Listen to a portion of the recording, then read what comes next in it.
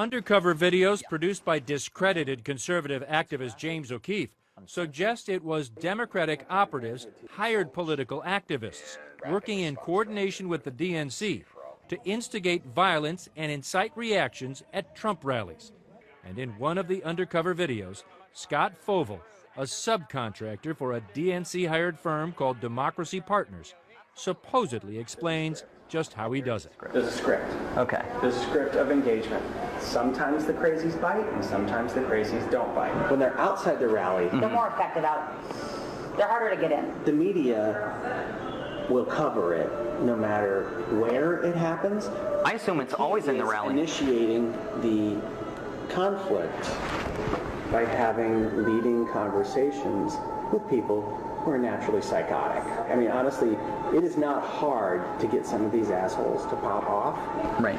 It's a matter of showing up to want to get into the rally in a Planned Parenthood t-shirt, or, you know, Trump is a Nazi. You know, you can message to draw them out and draw them to punch you. According to the undercover videos, it was this man the Democratic National Committee turned to organize the work. Bob Kramer is the husband of Illinois Congresswoman Jan Schakowsky. He's part of a group called Democracy Partners, and he too was caught on undercover video, here explaining how he was hired by the Democratic National Committee to stage counter demonstrations and press conferences wherever the Trump campaign showed up. Wherever Trump and Pence are going to be, we have events. Okay. And we have a whole team across the country that does that. Both consultants and people from the Democratic Party and the Democratic Party apparatus and people from the campaign, the Clinton campaign. You know, my role with the campaign is to manage all that. Kramer stepped down from the campaign today and announced his subcontractor, Scott Fovel, was no longer working for his firm. Both the DNC and the Clinton campaign deny any coordination with anything involving the incitement of violence. Kramer himself told CNN his former contractors were committing barroom talk, insisting none of what is being described by Fovel ever actually happened. In a statement, Kramer writes, "We regret the unprofessional and careless hypothetical conversations that were captured on hidden cameras of a regional contractor for our firm. He is no longer working with us."